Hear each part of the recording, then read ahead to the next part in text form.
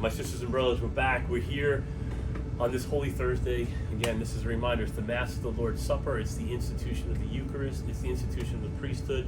The beauty of how Jesus gathered with his 12 apostles on that night, and he offered up that sacred meal that we continue to celebrate each and every day, and especially on Sunday, the Holy Eucharist. You know, there's a line that we hear in the scriptures when Jesus was in the Garden of Gethsemane. He says, Father, may this cup or may this chalice pass from me. And what he's talking about specifically is the challenge of going to the cross.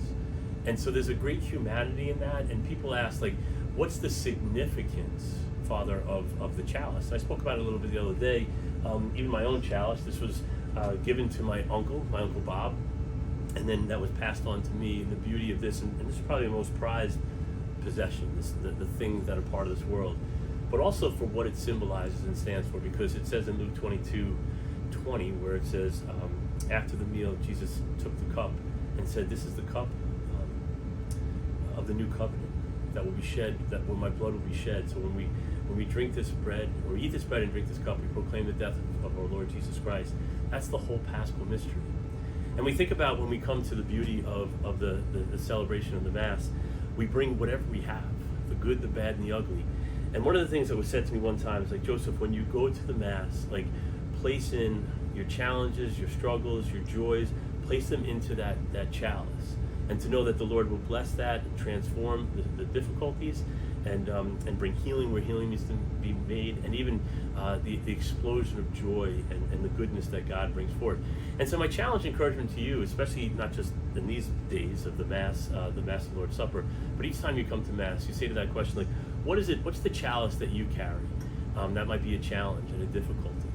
And then place, on the altar, when you see myself or another priest prepare the altar and put that chalice up there, just put that, whatever that intention is, into that chalice. And just like the wine is transformed into the blood of Christ, pray that too, whatever that might be that you're carrying, the chalice, the difficulty, that the Lord may transform that as well. And so, not to just be so quick and dismissive, there's that next part where, Father puts the cup up there, puts the chalice up there.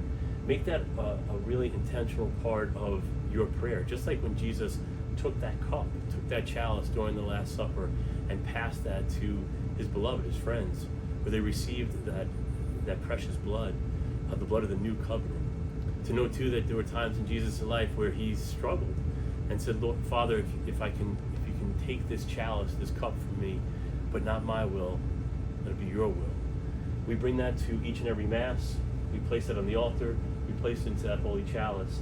And especially remember that this night on Holy Thursday.